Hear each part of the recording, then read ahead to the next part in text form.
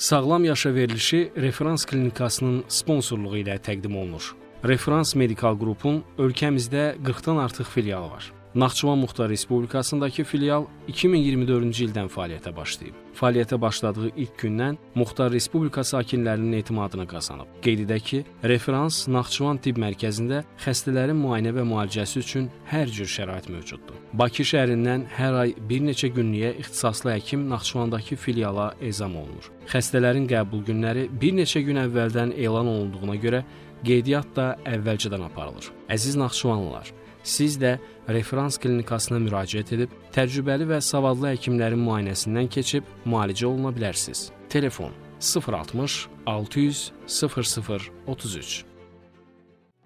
Salam hörmətli izləyicilər, efirdə Sağlam Yaşa verilişidir. Bugünkü mövzumuz arterial hipertoniya və onun ürəyə təsirini qiymətləndirmək üçün istifadə olunan exokardioqrafiya üsuludur.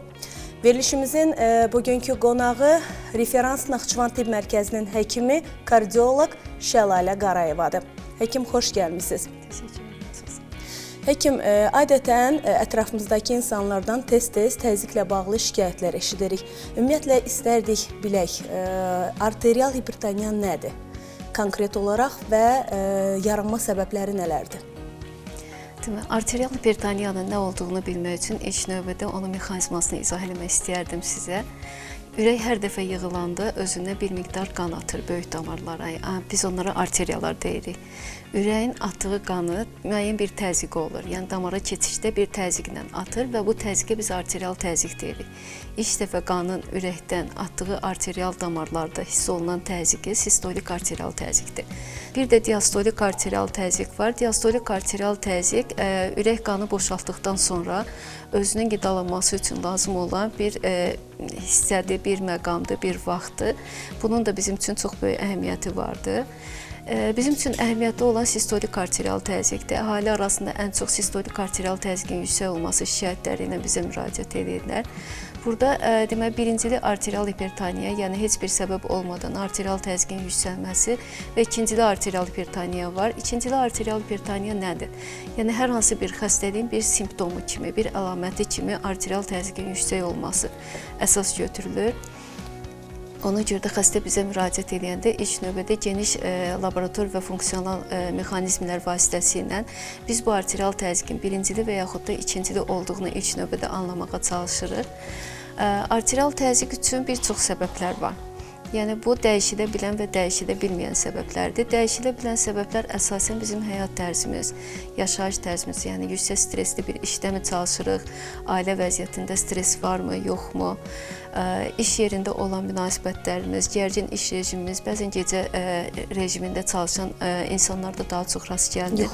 Yuxu rejiminin pozulması ilə əlaqədar olaraq onlarda daha çox rast gəlinir. Və yaxud da şüa ilə işləyən, zərərli kimyasal maddələrlə işləyən insanlarda arterial təzyiqin yuxarı olduğunu izləyirik biz. Ona görə də yəni xəstə bizə yaxınlaşanda ilk növbədə ilk işimiz geniş miqyaslı anamnez toplamaq və geniş miqyaslı fiziki və funksional müayinələrdən keçirməkdir xəstəni. Ümumiyyətlə, insanlarda qan təzyiqi nə qədər olmalıdır? Yəni, normal həddi nə qədərdir? Hansı rəqəmlər normal sayılır? Yəni, axırıncı tövsiyələrdə, həkimlərə verilən tövsiyələrdə Avropa və Amerika Kardiologiya Assosiasiyalarının bizə təqdim elədiyi göstəricilərdə yüksək sistolik arterial təzyiqin 130-dan aşağı və diastolik arterial təzyiqin 80-dən aşağı olması normal həddə götürülür. Artıq 140 sistolik arterial təzyiqin 140 və diastolik arterial təzyiqin 90 mm civə sütunundan yuxarı olması bizim üçün ikinci mərhələ arterial təzyiq hesabı olunur. Və bu son mərhələyə qədər 180-ə qədər qalxan bir rəqəmlərlə ifadə olunur. Və ən pisi odur ki, insanlar bəzən yaşına uyğun arterial təzyiq uyğunlaşdırmağa çalışırlar.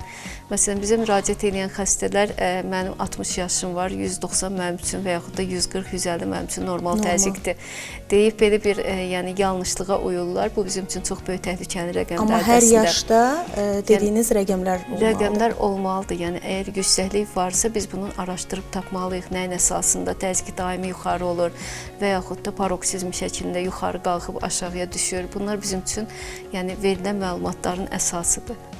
Bir də hipertoniya ilə bağlı danışdınız, bir də hipotoniya var ki, o da aşağı təzyiq, əsasən aşağı təzyiqlə ölçülür. Onda nə qədər olmalı? Yəni o rəqəmlər nə qədərdən aşağı düşməməlidir? Yəni daha təhlükəlidir. Sistolik arterial təzyiqin adətən 100 mm civə sütunundan aşağı düşməsi orqanlarda perfuzion təzyiqin pozulmasına gətirir. Perfuzion təzyiq nə deməkdir? Yəni perfuzion təzyiq daha kiçik şaxəli damarlarda, oksigen daşıyan damarlarda, yəni qanın təchizatının pozulmasına gətirib çıxarır. Ona görə də məsələn arterial hipotoniyası olan xəstələrdə siz daha çox baş gicəllənmə hissinə, şikayətinə daha çox eşidərsiniz onların və yaxud da hərəkət edər ki, müvazinətin pozulmasına. Bu ən çox bədənin ucqar nahiyələrinə, bir beyin, bir də ayaqlara daha az qan getməsinə gətirib çıxarır. Yəni bu xəstələr daima əl ayaqlarında uyuşmalar, soyuqluq hissi və eyni zamanda da başında keylik hissi, baş gicəllənmə hissi, bəzən görmənin ikiləşməsi, qulaqda küy şəklində şikayətlər verə bilər. Orqanizmdən fərqli olaraq simptomlar da fərqlənir. Yəni kimisində tutalım başın ön hissəsi tutalım ağrıyır, kimisində arxa hissəsi, kimisində ürək bulanmalar olur. Yəni bu şikayətlər nə dərəcədə oynayır? Yəni bu şikayətlərin yaranma səbəbi əslində təzyiqin beyində verdiyi fəsadların mexanizmindən asılıdır. Bəzilərində ödem forması olur. Ödem forması artıq beyin toxumasının maye həcmini artırması ilə əlaqədardır. Bu zaman şişkinlik şəklində beyin belə deyək, daha çox kəllə daxili təzyiqin artması şəklində özünü göstərir. Yəni bu zaman xəstə şiddətli baş ağrılarına şikayət edir. Bu daha çox gicgiya payları və alın payında hiss olunan ağrı ilə müşahidə olunur. Bəzi xəstələrdə görmənin pozulması müşahidə oluna bilər. Bəzi xəstələrdə boynun arxa hissəsində ağrılar olur. Bəzi xəstələrdə müvazinət sistemi pozulur, baş gicəllənmə. Yəni xəstə deyər ki, təzyiqim qalxanda tuta-tuta yeriyirəm bir yerlərdən. Və yaxud da xəstədə deməli ürək bulanma, qusma kimi şikayətlər baş verə bilər ki, bu da hansı beyin strukturuna daha yaxın olan strukturların bu təzyiqdən zədələnməsi ilə əlaqədar baş verən dəyişikliklərdir. Yüksək arterial təzyiq, yəni arterial hipertoniya, ürək çatışmazlığı və yaxud aritmiyalara gətirib çıxara bilər? Bəli. Arterial təzyiqin bəzən el arasında çox dırnaqarası baxılan bir xəstəlik olması biz həkimləri, xüsusən də kardioloqları çox narahat edir. Çünki arterial təzyiq zamanı bir sıra hədəf orqanlar zədələnir. Yəni bunlar beyindir, ürəkdir, kiçik damarlardır, gözün torluq işasıdır və böyrəklərdir. Daha çox yəni zədələnən orqanlar bu orqanlardır.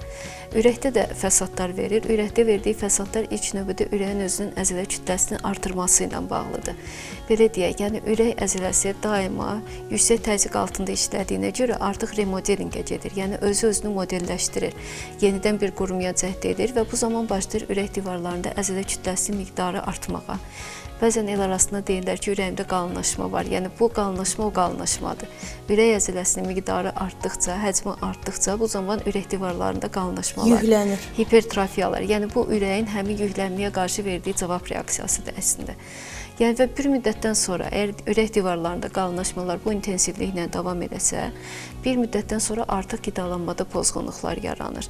Yəni taz damarlar böyümüş, öz çəkisini artırmış əzələləri kifayət qədər qidalandıra bilmir və bəzi xəstələrdə bunun nəticəsi olaraq yüksək təzyiq qalxan zaman sinəsində göynəmə olur. Xəstə şikayət edir ki, arterial təzyiqimi ölçdürdüm və məsələn 190 idisə ürəyimdə başladı ağrılar, sinəmdə yanmalar, qolumda keyləşmə. Yəni bunlar hamısı bu koronar arteriyaların artıq həmin əzələləri qidalandırmaq funksiyasının pozulması ilə əlaqədardır. Bu remodelingdən sonra artıq işemik xəstəliklər qoşulur. Yəni koronar arteriyaların problemləri başlayır. Bu problemlər başladıqdan sonra da lokal sahələrdə işemiya ocaqları yaranır. Bu son nəticədə ürəyin deməli miokard infarktına qədər gətirib çıxarda bilən ağırlaşmaları olur. Yəni arterial təzyiq o qədər də məsum görünməyinə baxmayaraq çox böyük fəsadlarla müşahidə olunur. Eynilə də beyində, beyin insultu yarada bilir. Beyində qanaxmalar, iri damarların cırılması şəklində hemorragik insultların əmələ gəlməsinə gətirib çıxarır. Torluq işanın qopması və yaxud da torluq işada damarların zədələnməsinə gətirib çıxarır. Ən böyük təsirlərindən biri də böyrək damarlarına, böyrək arteriyalarına olan təsirdir. Belə ki, biz arterial təzyiqi olan xəstələrdə mütəmadi olaraq qanda deməli sidikdə albumini yoxlayırıq. Yəni sidik artıq burada proteinuriya varmı? sidik ilə zülal bədəndən xaric olurmu? Biz onu gördüyümüz məqamda artıq deyirik ki, hə, sizin yüksək təzyiqiniz artıq böyrək yumaqçıqlarına təsir edib, yəni böyrək yumaqçıqlarının işini pozub və sidikdən durmadan zülal itirir belə xəstələr. Siz dediniz də sistolik, bir də diastolik. Tamaşaçılarımız üçün aydın olsun deyə el arasında adətən deyirlər ürək təzyiqi, nə bilim böyrək təzyiqi, bu cür ayırd eləyirlər də, yüksək, bu xəstələrin bir uydurmasıdır. Və yaxud aşağı hissəsi olanı, o nə dərəcədə düzgündürsə, o cür yəni biz də istifadə eləyək. Yəni bizim tibbi dildə ürək təzyiqi, böyrək təzyiqi deyilən bir şey yoxdur. Yəni bunlar hər biri... Adətən üzr istəyirəm, aşağı təzyiqdə nəsə intervalında əsasən də o təzyiqin, misal üçün indiyənə qədər deyirdilər ki, 120-nin 80-ə, o normal təzyiq hesab olunur. Əgər o 40 ara interval mütləq 40 olmalıdır. 40-dan aşağı da olanda, yuxarı da olanda, məsələn 50-60 da olanda yaxşı hesab eləmirlər, 40-dan az olanda da yaxşı hesab eləmirlər. Onların yəni fərqi nədədir, niyə elə deyilir? Zəhmət olmasa bu barədə də biraz məlumat alaq sizdən. Demək, yuxarı təzyiq adətən dediyimiz kimi ilk növbədə ürəyin yığılması, ürək əzələsinin yığılması, biz buna sistola deyirik. Sistola zamanı ürəkdən qanın qovulduğu təzyiqdir. Yəni ürək hansı təzyiqlə qanı özündən çıxarmağa çalışır, özündən uzaqlaşdırır, aortaya qovur. O təzyiqə biz deyirik sistolik arterial təzyiq. İkincisi diastolik arterial təzyiq. Yəni ürək artıq qanı boşaldıb, yenidən özünə qan yığmalıdır ki, onu qovmaq üçün. Və bu diastolik təzyiqin yuxarı olması və yaxud da aşağı olması diastola funksiyasının pozulmasına gətirib çıxarır.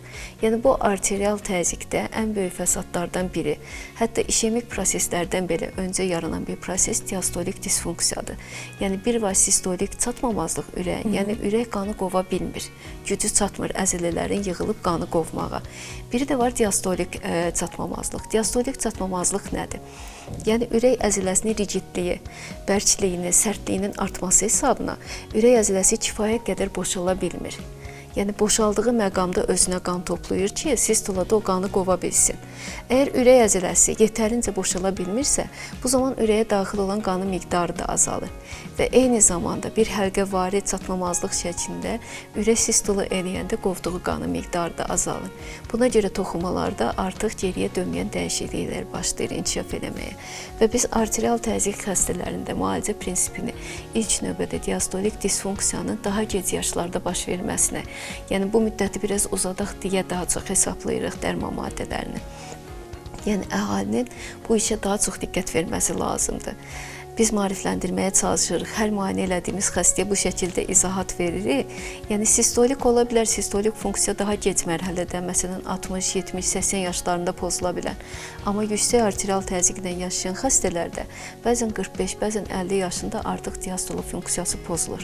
Yəni diastolik disfunksiya, diastolik çatmamazlıq başlayır ki, bu xəstələr təngə nəfəsliyi ilə artıq pilləkanı qalxa bilmirlər, ayaqlarda, xüsusən də topuq nahiyəsində yüksək miqdarda şişin toplanması olur, xəstə nəfəs-nəfəsə qalır.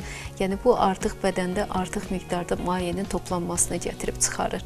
Yəni ürək ona daxil olan qanın miqdarını azaltdığına görə mümkün qədər bədən onu kompensasiya etmək istəyir, damarlarda ləngidir və bu zaman bədəndə artıq miqdarda maye toplanır. Biz hipertoniyanın ümumiyyətlə müalicə üsullarından söhbət eləmək istəsək, hansı üsullar ən əsas götürülür? Hipertoniyanı müalicəyə başlamamışdan əvvəl dediyimiz kimi ilk növbədə xəstədən geniş miqyaslı bir anamnez toplayırıq. Çünki burada səbəblər geriyə dönən və geriyə dönməyən olur. Geriyə dönən səbəblər dediyimiz kimi xəstənin yaşayış tərzi, yaşı, çəkisi, yəni qidalanma tərzi, həyat tərzi, tutaq ki, zərərli vərdişləri varmı, yoxmu? Bunlardan daha çox baxırıq və yaxud da alkoqoldan istifadə edirmi, xəstə hərəkətsizdirmi, şəkərli diabeti varmı, yoxmu? Bir də var biz artıq önünə keçə bilmədiyimiz, yəni xəstənin yaşıdır, xəstənin cinsidir, irsiyyətdən gələn amillərdir. Biz onlara bir şey deyə bilmirik. Ona görə müəyyən qadağalar qoyulur. Yəni biz xəstəni müayinə elədikdən sonra xəstəyə adətən izah edirik ki, sizin arterial təzyiqiniz yüksəkdir. Və bu səbəbin biz məsələn qanda yağlılığın yuxarı olması ilə, sizin həyat tərzinizin pasiv olması ilə və yaxud da işinizin stresli olması ilə əlaqələndiririk və biz sizə bir müddət tanıyırıq. Bu müddət ərzində əgər həyat şəraitinizi dəyişsəz və mütəmadi olaraq biz təzyiq kontrolu eləsək, görsək ki, sizin təzyiqiniz düşməyə meyillidir, yəni artıq normal həddlərdədir, o zaman biz xəstəyə dərman məsləhət görmürük. Yəni ilk növbədə heç bir xəstəyə birdən-birə belə ilk gəlişində dərman yazılmaz. Ən azından xəstənin hər iki qolunda 3 dəfə intervallarla, təzyiq fasilələri ilə ölçüb təzyiqə baxırıq. Əgər hər dəfə xəstəni rahatlandırdıqdan sonra arterial təzyiq düşməyə meyillidirsə, bu artıq xəstənin sinir statusunun olduğunu göstərir. Və biz nevropatoloqun yardımı ilə və xəstənin həyat şəraitini dəyişməklə bir müddət bunu kontrol etməyə çalışırıq. Əgər görsək ki, xəstədə təzyiq həqiqətən heç bir şeyə tabe olmadan yüksəlməyə doğru davam edirsə, bu zaman artıq dərman müalicəsinə keçirik. Ümumiyyətlə hipertoniya müalicə olunur tamamilə. Hipertoniya müalicə olunurmu? Yaxşı sualdır. Belə ki, yəni mütəmadi olaraq dərmanları qəbul etmək lazımdır. Yəni hər bir xəstədə biz arterial təzyiqin yaranma mexanizmasını ayrı-ayrılıqda öyrənirik. Yəni bizim yaşadığımız ərazidə bəzən biri-birinə təzyiq dərmanı vermək kimi bir xüsusiyyətimiz var. Mən içirəm, sən də iç. Təsir edəcək, yaxşıdır. Bəli. Amma bu çox yanlış bir addımdır. Çünki hər kəsdə, hər bir insanda fərdi olaraq, individual olaraq təzyiqin qalxma mexanizması var. Yəni aortal qüsur ola bilər xəstədə, aortal darlığı ola bilər, aortal koarktasiya ola bilər. Sizə yazılan dərman mənə eyni effekti göstərməyə bilər. Sizə effekt göstərən dərman məndə ayaqlarımda şiş yarada bilər. Yəni hər kəs üçün ayrılıqda hesablanmış dərman maddələri yazılır və uyğun miqdarda dozada təsir olunur. Və ilk növbədə təzyiqin qalxma mexanizmini ayırd edirik. Məsələn, bizə müraciət edəsə 16 yaşında uşaq var, arterial təzyiqi 200 olsa və biz müayinə zamanı artıq ürəyin remodelingə uğradığını, ürək divarlarının qalınlaşdığını görsək, ilk növbədə ağlımıza gələcək birinci diaqnoz aortal koarktasiya olar. Yəni ürəkdən çıxan ana damarın, yəni ürəkdə qövs əmələ gətirdikdən sonra döş qəfəsi boyunca aşağı yendiyi nahiyədə hansısa bir segmentdə damarın orta hissədə qaytan şəklində, qum saatı şəklində daralması ola bilər. Və bu daralma bədənin yuxarı hissələrində təzyiqin yuxarı olması, aşağı hissələrində isə aşağı olması ilə izah olunur. Yəni o darlıqdan aşağı hissəyə qan təchizatı daha az olduğuna görə orada qan təzyiqi daha aşağı olur və yuxarı hissədə daha çox olduğuna görə hər iki qolda təzyiq daha yuxarı olur. Belə xəstələrdə biz həm yuxarı, həm aşağı ətraflarda təzyiqləri ölçüb onların fərqini hesablayırıq və bundan sonra ekokardioqrafik müayinə zamanı həmin o darlığı aşkarlayıb, əgər darlığı tam görə bilmiriksə, daha təsirli müayinə üsulları istəyib xəstəni cərrahi müdaxiləyə yönləndiririk. Aydındır həkim. Bəs hipertoniya ümumiyyətlə gizli irəliləyə bilər? Yəni insan yaşayır yüksək təzyiqlə, amma bunu bilmir. Bəli. Hipertoniya adətən səssiz qatil deyirlər. Yəni el arasında mı, tibbi kitablarda mı çox rast gələrik biz buna. Yəni bəzi xəstələr məsələn gəlir, təsadüfən təzyiqini ölçdürəndə və yaxud da qan vermə aksiyasında və yaxud da aptekə girir, təzyiqini ölçdürmək istəyir, 140, 150, 190 belə görəndə. Və o təzyiqlə özünü çox normal hiss edir, yaxşı hiss edir. Özünü çox normal hiss edir, heç bir şikayət yoxdur və xəstə hətta inanmır özünə ki, yəni bu təzyiq ola bilməz. Biz ona izah edirik ki, yəni bəzən arterial təzyiq heç bir şikayət verməyə bilər. Mütəmadi şəkildə, yəni neçə aydan bir yoxlanmalıdırlar və yaxud il ərzində neçə dəfə mütləq həkimə getməlidirlər ki, bu gizlin şəkildə irəliləməsin hipertoniya.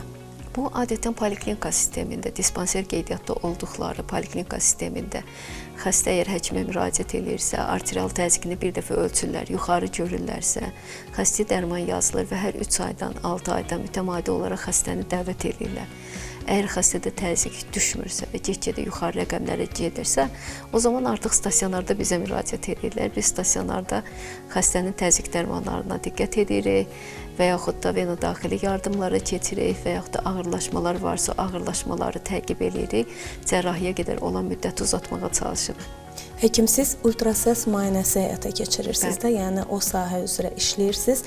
Ekokardioqrafiya üsulu nə zaman tətbiq olunur və ürəkdə hansı dəyişiklikləri üzə çıxarır? Arterial hipertoniya zamanı ekokardioqrafiya üsulu adətən yəni hər kəsə rutin tətbiq olunan bir üsuldur.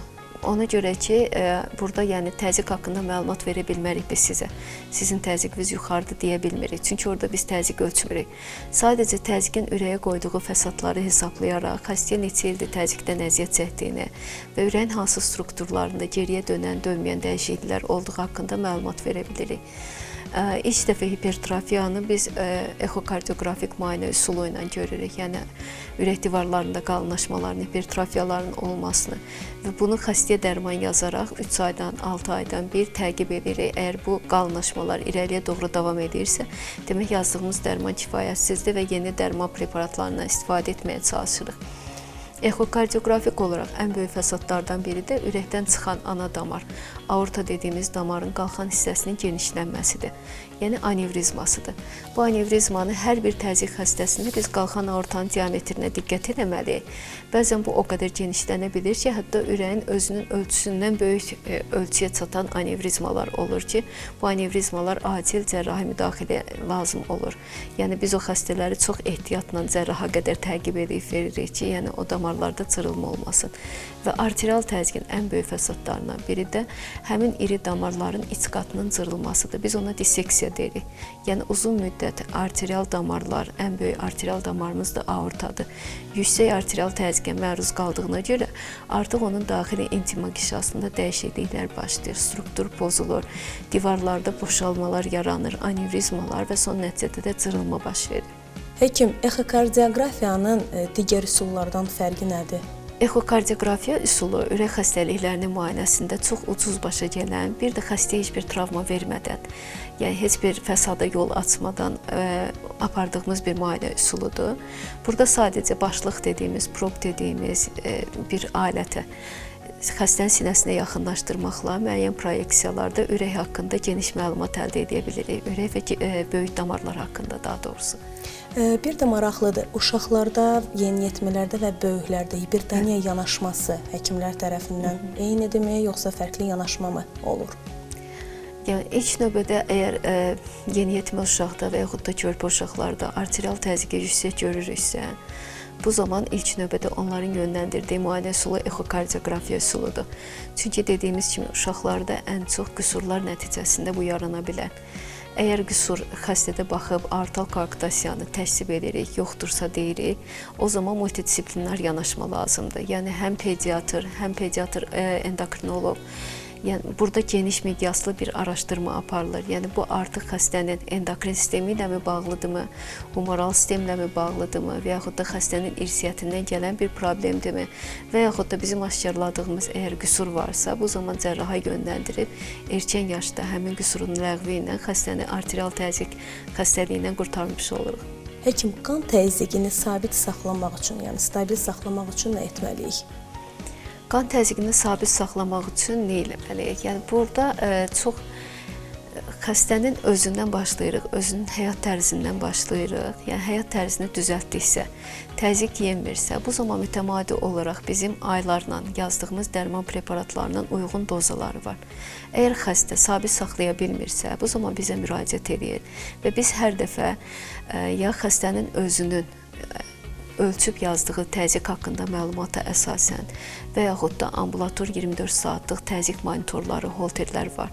Onların verdiyi məlumata əsasən gün ərzində təzyiqin neçə dəfə dalğalanmasını və yaxud da dalğalanmayıb sabit qaldığını, yəni bu dərmanların effektivliyinin nə qədər olduğunu görmək üçün bir sıra müayinələrdən istifadə edirik və xəstənin özündə diqqətli olmağa çağırırıq. Xəstəyə səhər-axşam düzgün ölçmək metodu ilə təzyiqini ölçüb bir yerdə qeyd eləməsini istəyirik və hardasa 5 gün, 6 günlük təzyiq monitorinqi edən xəstə həmin o kağızın, qeydiyyat kağızını bizə gətirir və səhər və axşam təzyiq dalğalanmalarına baxıb. Əgər sabit saxlaya biliriksə, nə yaxşı, dərmanlarımızla davam edirik. Yox, əgər təzyiqdə dalğalanmalar varsa, yəni mütəmadi olaraq ya yüksəlmələr və yaxud da çox düşmələr izləyiriksə, bu zaman uyğun dozaya keçmək tövsiyə edirik. Yəni dərmanın dozası dəyişilir ya da dərmanın özü dəyişilir və yaxud da dərmanın yeni kombinasiya, yəni artıq dünyanın bizə verdiyi tövsiyələrdə bir dərman və yaxud da 2 dərman deyil, bəzən üçlü kombinasiyalar, dördlü kombinasiyalardan belə istifadə edə bilirik. Ümumiyyətlə dərmanın o dəyişimi neçə aydan bir təkrarlanmalıdır və yaxud dəyişilməlidir və yaxud ümumiyyətlə illərlə eyni dərmandan istifadə etmək mümkündür? Yəni təzyiq dərmanlarının bir xüsusiyyəti var ki, uzun müddət eyni dərmanları qəbul edən insanlarda bəzən belə deyək, dərmanın effektinin azalması hiss olunur. Yəni bu Artıq bütün əvvəlki dünya kimi praktikasında təsir var, eləmir. bəli. Uzun müddət eyni dərmanı qəbul edəndə artıq o dərmanın effektivliyi, yəni effektivinin azalmasını hiss edirik. O zaman biz yeni bir dərmana keçir və yaxud da eyni dərmanın dozasını daha yüksək hədlərə çatdırmaqla izləyirik. Yəni bu bütün dünya praktikasında var. Amma standart bir tarix yoxdur. Məsələn, biz xəstəyə dərman təyin edərik, 3 gün özünü yaxşı hiss edər, 4-cü gün təzyiq yuxarı olursa mütləq bizə müraciət eləməlidir. Yəni o Mütəmadi kontaktda olmalıdır. Mütəmadi kontaktda olmalıdır. Mütəmadi olaraq biz onların şikayətlərini dinləməliyik. Mütəmadi olaraq onlarda baş verən dəyişiklikləri izləməliyik və hər zaman yəni diqqət tələb edən bir xəstəlikdir. Bir də bayaq qeyd elədiniz ki, düzgün ölçmə metodu ilə qeydiyyata aparmaq. Bax, düzgün necə ölçülməlidir ümumiyyətlə qan təzyiqi? İndi bilirsiniz də, hər evdə demək olar ki, təzyiq aparatları vardır, bəli, cihazlar var. İstər qol tipli olsun, istər bilək tipli, istər rəqəmsal cihazlar mövcuddur. Bax, mənə maraqlıdır ümumiyyətlə, hansı cihazla ölçüm aparmaq daha dəqiqdir, daha düzgündür və düzgün ölçmə necə aparılmalıdır? Adətən biz manual ölçümləri daha çox önəm veririk. Yəni əllə istifadə etdiyimiz üsullar, bunlar daha düzgün çıxır. Amma belə deyək, yəni dünyada çox keyfiyyətli firmaların buraxdığı, yəni elektron aparatlar var ki, eyni manualdan eyni effekti alırıq, eyni rəqəmləri alırıq. Sadəcə burada təkcə cihazın keyfiyyəti önəmli deyil. Xəstənin düzgün təzyiq ölçmə qabiliyyəti varmı, yaxud da xəstənin təzyiqini ölçən insan düzgün dəyərləndirməyi bacarırmı? Əsas sual buradan da olur. Bəzən xəstə qaça-qaça gəlir, oturur, bir təzyiqini ölçür, vay xəstənin təzyiqi çox yuxarıdır, döyüntüsü çox yuxarıdır, yəni yanlış hiperdiaqnostikaya gəlirik. Və xəstə bizə zəng vurub deyəndə ki, təzyiqin bu gün 160-180 olmuşdu, döyüntü bu qədər olmuşdu, biz istər-istəməz deyirik ki, istəyin dərmanı 5-lik yox, məsələn 10-luq qəbul edin. Bu artıq hiperdiaqnostikadır və yanlışdır. Bir saatdan sonra artıq xəstə özünü narahat hiss edə bilər. Onun üçün də hər bir xəstəyə təzyiq ölçmə metodunun düzgün olma qaydalarını izah edəsək məncə daha yaxşı olar. Gün ərzində 2 dəfə səhər və axşam saatlarında təzyiqin ölçülməsi daha düzgündür. Xəstə səhər-səhər yerindən durandan sonra danışmaq olmaz, siqaret çəkmək olmaz. Yəni otaqda sakitçilik olsa daha yaxşıdır və düzgün oturma qaydası var. Xəstə adətən düzgün stolda oturur, qolunu uzadır və siz onun təzyiqini ölçürsüz. Qol səhv eləmirəmsə ürək nahiyəsi ilə o daha çox elektron cihazlarda, yəni ürək səthinə eyni paralel şəkildə olması var. Bizdə daha çox yəni tonometrin manjetini qola keçirdikdən sonra 2 barmaq arası məsafənin saxlanması və son səsi eşidə bilməyəcəyimiz səsə qədər balonun şişirilməsi lazım. Bundan sonra yəni təzyiq ölçən insanın təcrübəsinə əsaslanaraq yavaş-yavaş buraxdıqca havanı eşidəcəyimiz səs səviyyəsinə qədər bu bizim yuxarı sistolik arterial təzyiqimiz hesab olunur və səsin kəsildiyi yer artıq diastolik arterial təzyiqimizdir. Bu səhər. Axşam da, yəni insanlar bütün ehtiyaclarını ödədikdən sonra artıq nə dərman içəcəksə, maye qəbulu varmı, yoxmu, hamısını icra elədikdən sonra yatmağa az qalmış yenə eyni sakit mühitdə arterial təzyiqini ölçüb bizə məlumat verməlidir. O zaman səhər ölçümü qida qəbulundan öncə yerinə yetirilir, axşam da yeməkdən qida qəbulundan sonra 2 saat, 3 saat sonra, yəni boş mədiyə, yatmazdan əvvəl daha rahat pozisyonda ölçülən təzyiq bizim üçün uyğundur. Və yaxud da xəstə desə ki, mən təzyiqimi kontrol edə bilmirəm, düzgün ölçdürə bilmirəm. Bu zaman demək 24 saatlıq təzyiq holter monitorları var. Biz xəstənin qoluna manjeti bağlayırıq, cihazda ayarlayırıq. Məsələn, hər 3 saatdan bir, hər 4 saatdan bir avtomatik olaraq xəstədə manjet başlayır şişməyə, təzyiq ölçülür və aparatın beynində o şəkildə yazılır. Və 24 saatın sonunda biz onu intervallarla ölçülmüş təzyiqlərin ümumi orta rəqəmini çıxardıb xəstədə təzyiq haqqında məlumat verə bilirik. Aydındır Həkim, təşəkkür edirəm. Bizim əməkdaşlarımızın mövzumuzla bağlı hazırladıkları kiçik bir süjeti var. Onu bir yerdə izləyək, sonra isə söhbətimizə davam edək.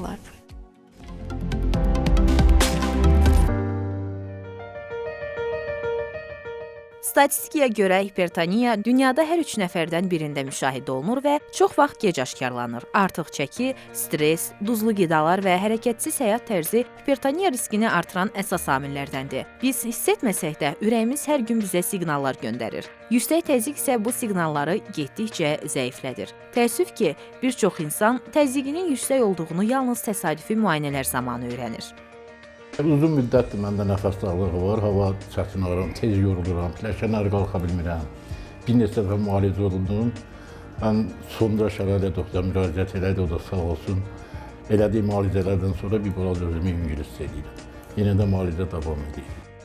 Bəzən ən təhlükəli xəstəliklər ən sakit olanlardır. Hipertoniya da onlardan biridir. İllərlə xəbər vermədən ürəyə zərər verir. Lakin həyat tərzində kiçik dəyişikliklər etməklə təzyiqi normallaşdırmaq mümkündür. Əgər tez-tez baş ağrısı, yorğunluq və ya təzyiq yüksəlməsi hiss edirsinizsə, mütləq yoxlanışdan keçməlisiniz.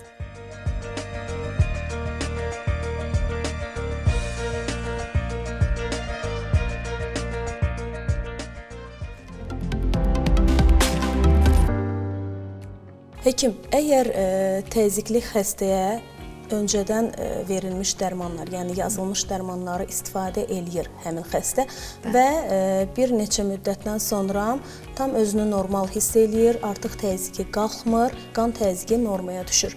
Bu, yenə də həmin dərmanları içməyə davam eləməlidir, yoxsa plan dəyişilməlidir? Plan dəyişilməli deyil. Yəni bizim elədiyimiz ən böyük səhvlik orada olur. Yəni dərmanları tətbiq eləyirik, xəstənin təzyiqi düzəlir. Dərmanları hər gün qəbul elədiyi, mütəmadi qəbul elədiyi vaxtda təzyiqi ölçürük 125-130. Artıq biz xəstəyə deyirik ki, hər şey qaydasında. Amma bu demək deyil ki, biz o dərmanı kəsə bilərik. Çünki xəstə dərmanı kəsdiyi andan təzyiq yenə başlayır qalxmağa. Yəni bizdə adətən individual doza seçilməklə ömürlük təzyiq dərmanları qəbul edirik. Bu onun yaranma mexanizmasından asılıdır. Çünki bir çox xəstələrdən eşitmişik də, ya indiyənə qədər elə yaxınlarımız olsun, qohumlar olsun.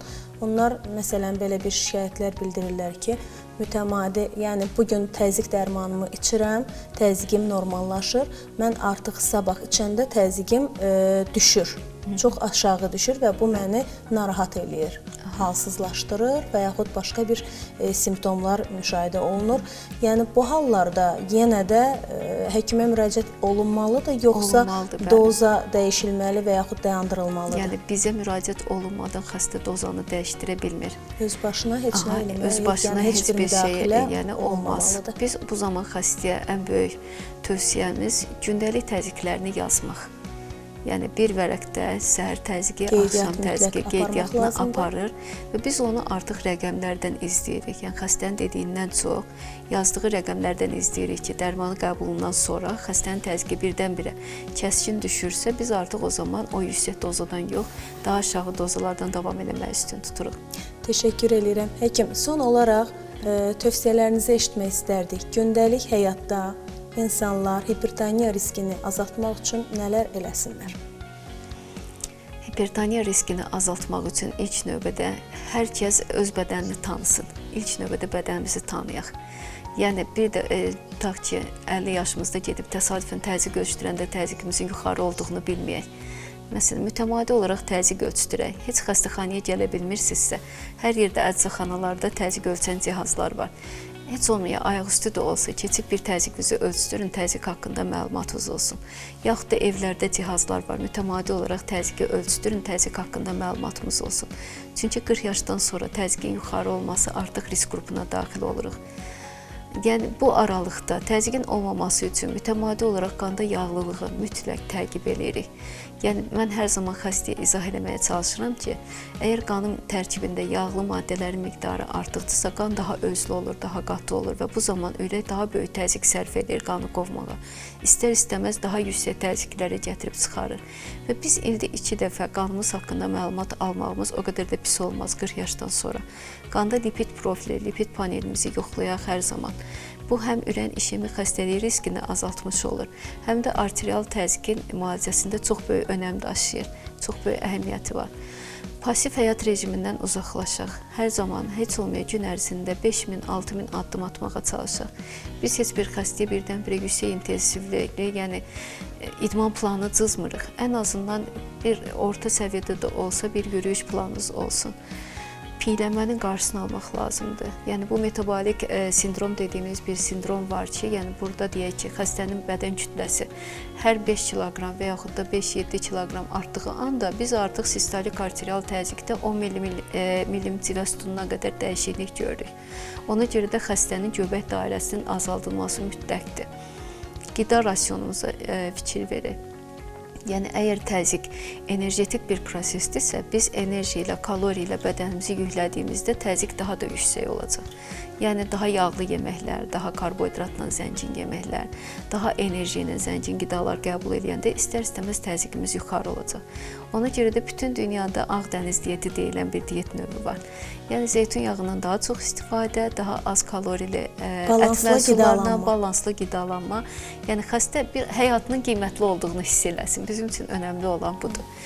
Hərəkət rejimi, zərərli vərdişlərdən uzaq durmaq və eyni zamanda siqaretdir, alkoqoldur, tamamilə uzaqlaşmaq və bir də bir nüansı da toxunmaq istəyirəm. Bəzən deyirik ki, yuxu rejimi pozulub deyə xəstədə təzyiq yuxarıdır. Yəni, az yatan xəstələrdə təzyiq yuxarı olur.